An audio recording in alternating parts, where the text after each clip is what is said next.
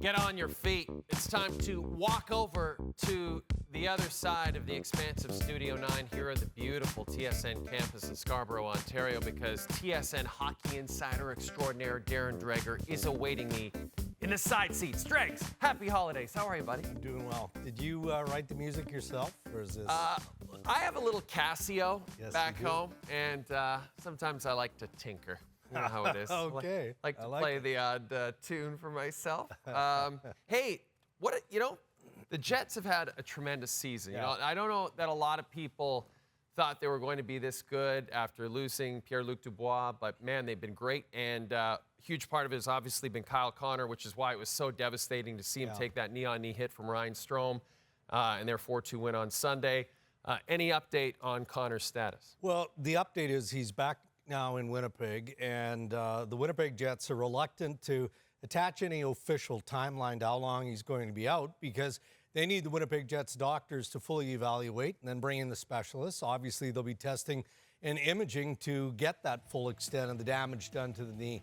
But this was a big collision with Ryan Strome, and we all saw the aftermath, and we knew at that point that it was going to be severe. Now, I'm not providing medical opinion here, but the initial concern was, this could be an ACL problem. Right. And they don't believe it is. So there's some good news.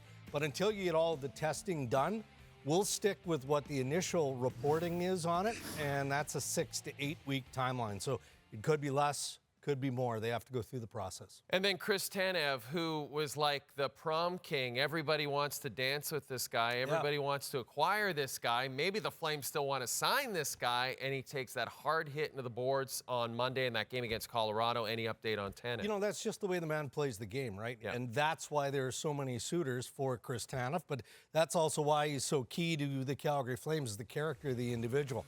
This looked nasty, and he goes down. Now, obviously, he gets up pretty quickly.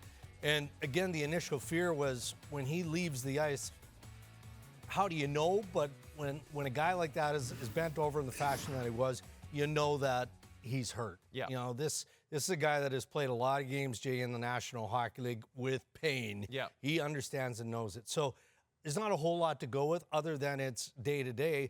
Nothing that would suggest that we have any long-standing concern over his trade availability or his trade attractiveness, if you will, diminishing in the near future. Well, and that was going to be my next question. How does Craig Conroy balance this? Because in some ways, he still wants to compete. Sure. In other ways, you've got these pending UFAs who are at the top of our trade bait board that we just put out with CJ. They're right at the top, so they got to balance keeping them healthy with still remaining competitive. How's he doing it? This is best case scenario, though, for Craig Conroy, because it's still early enough in the NHL regular season where teams aren't stepping up with their best offer.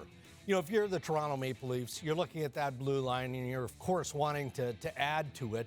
But the Toronto Maple Leafs just don't have the assets right now that they're willing to part with or that Calgary would be interested in. So the initial thinking was, well, Calgary wants a second-round draft pick for Chris Tanev. Yeah. Well, Toronto doesn't have that. But Toronto could have a late first-round draft pick. So as we drift closer to the trade deadline, maybe there is a happy medium there where both sides say, okay, well, we can work with this. But I'm going to go back to what I originally said and why this is best-case scenario. The Calgary Flames, as you point out, Jay, they're competitive. Yeah. They're in the mix. Yeah. They're nibbling at that wild card spot. So unless somebody makes them an offer at this stage of the regular season that is kind of over the moon, why would you accept it? Just sit tight. I'm beginning to think that Jimmy Rutherford is really, his philosophies are really rubbing off on Patrick Allvin, because Jimmy Rutherford, always known as the guy who would identify a player he wanted and way before the deadline and get that player early. Yeah. And you saw Allvin kind of do that with Nikita Zadorov, didn't you? Clear up the cap room with Anthony Beauvillier, and then just go out and get that player you want. Now they, especially with the defenseman market maybe thinning out a bit, it looks like a real smart move. Yeah, and you know what? Calgary took some heat over that deal. They didn't think that they got enough for Zadorov, and I don't believe that was the case. And I will give credit to Patrick Allvin and Jim Rutherford for following the model of Jimmy Rutherford, and that is, get in early, fill a need, and if there's another asset that you could potentially add between now and the trade deadline, well, that's fine. The Vancouver Canucks are one of the NHL's best stories this year. You know, they've got the pieces for the most part that play a Rick Tocchet style of game. I don't think they're done yet. Right. I wouldn't say that, you know, they're big market hunting, you know, for another top-end defenseman or a bigger player on the front end. But if a piece comes available that makes sense, they're most definitely going to use what they can to acquire that piece. What a season for the Vancouver Canucks. NHLPA announces Tuesday night they will appeal that 6-game suspension for David Perron. I know noted player agent Alan Walsh will be happy about that. Are you surprised the PA's appealing? No, because noted player agent Alan Walsh was very vocal, as he often is, in fairness, on social media. Did not like the length of this suspension to David Perron. 6 games is a hefty amount.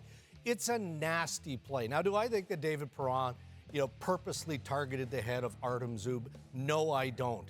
But it was the distance travel, the fact that he extended his arms and made direct contact with the head. Yeah. You know, there'll be those who say, okay, it rode up the arm, and I understand that, but the end point of contact is the head. Now, Artem Zub wasn't injured on the play, otherwise maybe it's a bigger number than that. Yeah. But this is why you have the ability to appeal in the National Hockey League that is promoted by the Players Association, and this will be the 3rd one already this year. We saw it with Calgary's Rasmus Anderson early in the season. We recently saw it with Charlie McAvoy of the Boston Bruins. Why wouldn't they appeal? Of course they'll appeal. And the different part of this process is it doesn't stop with the commissioner's office, right? Because you can bring the independent arbitrator in who can say, hold on a minute, we're not upholding this. I've had a look at it from a different lens, and I think it should be fewer games. So it could work in their favor. Stay tuned, Alan Walsh. You never know. We're just over 2 years away from the Winter Olympics in Milan. Italy, yeah. And Gary Bettman didn't seem super keen on it last week. He really, hey, listen, if there's an arena issue in Italy, he's really upset. Arena issues in Arizona, no problem. He's willing to overlook that. But the one in Italy, he's really upset. Is there a drop-dead date for a decision whether players will participate? Not necessarily. I mean, they'd like to know early in the new year, I would say.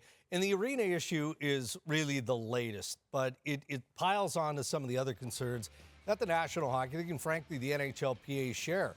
You know, they still haven't sorted out all of the business. You know, there are some cost issues attached to some of the insurance problems, you know, who's going to absorb all of that, some of the family travel. There are some dollars and cents that have to get cleaned up. But the arena is a significant problem. I mean, they're just basically in the early stages of building this facility, and Commissioner Bettman noted that it's supposed to be completed just mere weeks prior to the opening of the Winter Olympics. So if you're an NHL player and there's a chance that you may have to play in a satellite arena and you're not getting that full Olympic experience, are you less interested in going to Italy? I'm not so sure that's the case either. The players want to go, yeah, for sure. Which is why the IOC is sitting there digging in on some of those business issues, because they know that this could end up being a fight between the NHL and the PA. I'll say this as someone who's at the Sochi Olympics, Dregs. They were still working on all the facilities as the Olympics were happening, so I think we're fine. I really do. We'll take your word for it. This is awesome. Thanks for joining us, buddy. Thank you. Appreciate it. When we return, we got some World Junior news. This is SportsCenter with Jay Onrait.